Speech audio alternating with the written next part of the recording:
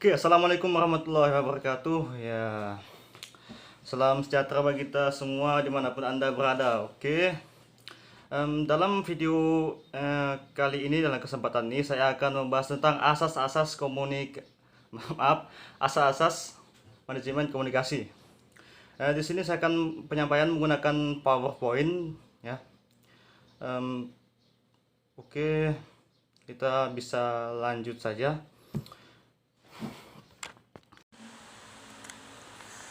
Oke, di sini saya menggunakan HP ya sebagai medianya untuk saya menyampaikan materi, yaitu menggunakan aplikasi PowerPoint yang khusus untuk Android. Bisa teman-teman download di Play Store kalau berminat ya, berminat. Dan juga ini aplikasi ini sangat membantu ya bagi teman-teman yang nggak punya PC ataupun laptop, bisa di download secara gratis di Play Store. Oke, dikarenakan saya menggunakan HP ini sebagai medianya, PC saya itu sudah penuh ya, dan juga dia bisa merekod karena kan itulah kebanyakan aplikasi lain gitu tuh, kebanyakan game juga sebagainya sudah penuh, terpaksa lah menggunakan HP gitu. Oke, langsung saja ke materi ya. Asas-asas manajemen komunikasi. Manajemen adalah sebagai proses menunjukkan bahwa aktivitas yang harus dilaksanakan secara terstruktur, teratur, dan sistematis. Tujuan manajemen komunikasi adalah mengelola kegiatan komunikasi agar tercapainya tujuan yang sudah direncanakan. Oke, dari pengertian manajemen itu berasal dari kata to manage, yang mempunyai arti mengatur ya, pengaturan. Yang diatur ini sebuah waktu ya, bisa juga waktu, rencana, apa segalanya tuh. Dan bahkan kita tak menyadari bahwa kita telah melakukan manajemen dalam setiap kehidupan kita sehari-hari gitu, dari bangun tidur sampai tidur lagi. Oke, langsung saja next. Pentingnya manajemen dalam komunikasi. Pada dasarnya komunikasi sangatlah berperan penting di dalam aspek kehidupan, karena komunikasi adalah merupakan kebutuhan pokok yang tidak bisa dihindari dalam kehidupan. Oke, komunikasi dalam kehidupan kita itu sangat penting ya, bagaikan itu salah satu pokok yang harus dilaksanakan gitu. Kalau nggak ada komunikasi, wah tentu nggak bisa hidup tanpa komunikasi. Ya, manajemen komunikasi berperan sangat penting juga. Ya, ini sangat penting juga ya, manajemen komunikasi dalam menentukan kualitas hidup. Di dalam istilah manajemen terdapat perencanaan, organisasi, pelaksanaan, dan pengawasan untuk mencapai satu tujuan yang sudah direncanakan melalui sumber daya yang ada, seperti sumber daya manusia dan lain sebagainya. Oke. Manajemen komunikasi ini menentukan kualitas hidup kita sebagai layaknya manusia gitu ya. Ya, seharusnya kita dalam hidup ini mempunyai yang namanya manajemen yang akan kita laksanakan Di sini dalam manajemen perencanaan. Ini salah satu yang terpenting ini, perencanaan. Dalam manajemen tuh perencanaan ya, yaitu yang sudah saya sebutkan tadi, dari bangun tidur sampai tidur lagi itu kita sudah mempunyai rencana. Sebelum kita bangun tidur itu sudah mempunyai rencana apa yang akan kita lakukan besok harinya. Oke, lanjut saja. Tujuan manajemen komunikasi. Tujuannya, oke, yang pertama itu mengembangkan interaksi profesional. Suatu pengembangan dan bisa juga dikatakan pembelajaran untuk berinteraksi dengan baik dan profesional supaya komunikasi yang dilakukan berjalan dengan lancar dan tidak ada kendala dan hambatannya. Oke. Yang kedua itu membentuk keinginan yang baik. Dalam organisasi semestinya mempunyai keinginan yang harus dicapai dan harus dipenuhi. Dalam manajemen komunikasi mengajarkan kita supaya berpikir dulu sebelum bertindak. Ada juga orang mengatakan mengapa orang dilahirkan kepala dulu baru badan, itulah menunjukkan bahwa kita berpikir dulu baru melangkah. Yang membutuhkan salah satunya keinginan yang baik ya, dalam kita membentuk keinginan ataupun membentuk perencanaan. Oke, yang ketiga, rasa toleransi.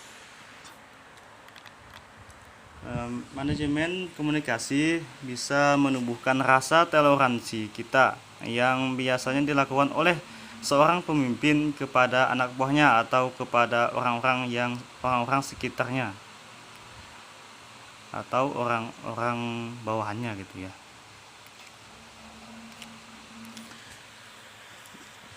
Yang keempat, saling bekerja sama. Dalam satu tim, kelompok atau organisasi sangat ditekankan, sangat dibutuhkan itu ya yang namanya kerjasama untuk mencapainya tujuan yang sudah direncanakan. Kalau ibaratnya nggak kompak itu macam mana gitu pula tercapainya suatu keinginan satu kelompok. Dalam kelompok itu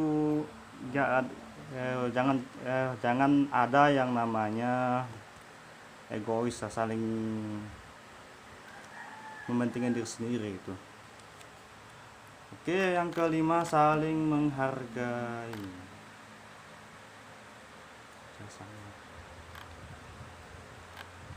Saling menghargai itulah yang sangat penting yang diterapkan di dalam tim, kelompok maupun organisasi. Dalam saling menghargai bisa terwujud kerjasama yang baik. Ini ada hubungannya dengan poin nomor 4, saling bekerja sama ya. Harus kekompakan tuh harus dijaga dalam satu tim atau kelompok organisasi. Oke, next lagi fungsi manajemen komunikasi. Ya, fungsinya itu sebagai kendali.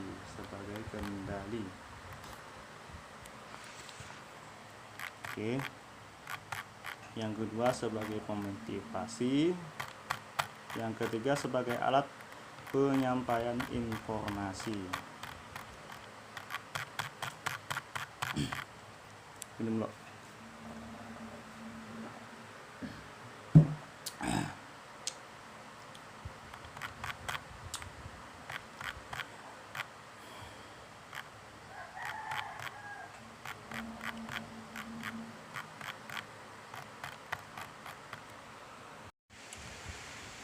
Manajemen komunikasi adalah sebagai kendali ya. Sesuai dengan pengertian manajemen, yaitu adalah sebuah alat untuk mengatur. Bisa dikatakan juga itu sebuah seni ataupun skill atau keterampilan untuk menata dan mengatur. Manajemen komunikasi adalah sebagai kendali yang sesuai dengan pengertian manajemen, yaitu jika seseorang sudah menata rencana yang harus dikendalikan dengan baik. Ya, poin kedua sebagai pemotivasi. Sebagai pemimpin atau manajer setidaknya bisa ataupun mampu memotivasi anak buah, anggota ataupun bawahannya supaya bisa bekerja sama dengan baik sesuai apa yang sudah direncanakan.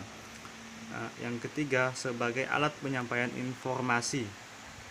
Sudah ditegaskan itu ya, atau sudah disebutkan tadi, komunikasi adalah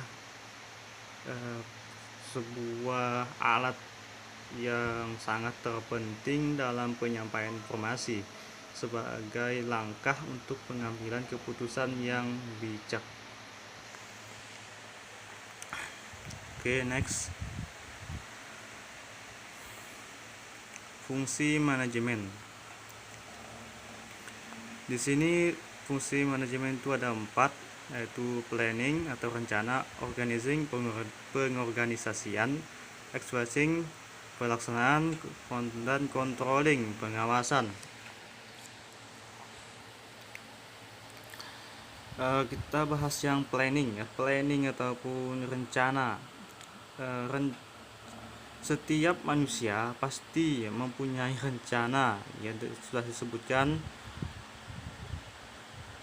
bangun tidur sampai tidur lagi, bahkan sebelum tidur pun manusia mempunyai rencana. Esoknya atau nantinya itu pasti mempunyai rencana. Apakah itu ya bangun tidur saya mau mandi, pas mandi itu makan, pas makan tuh minum minum itu tidur lagi. Itu sudah bisa dikatakan rencana, kegiatan yang sudah direncanakan. Yang kedua, organizing, pengorganisasian. Pengorganisasian ini mempermudah untuk menyelesaikan suatu rencana yang besar dan tidak bisa kita taklukkan, tidak bisa kita lakukan sendiri.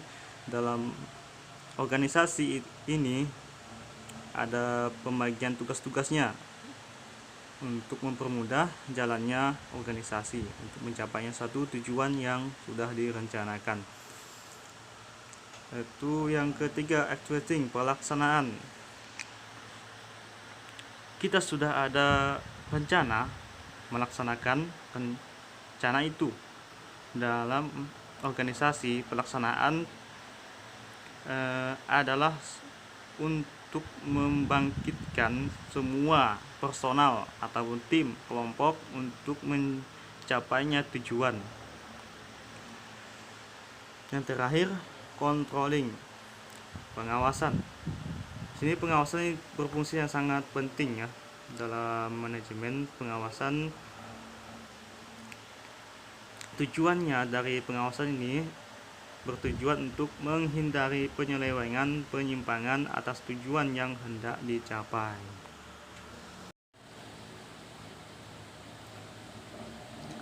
Oke, sekian video dari saya, semoga bermanfaat bagi kita semua. Dan kalau ada salah kata atau salah ucap, mohon dimaafkan karena manusia tak luput dari kesalahan. Assalamualaikum warahmatullahi wabarakatuh.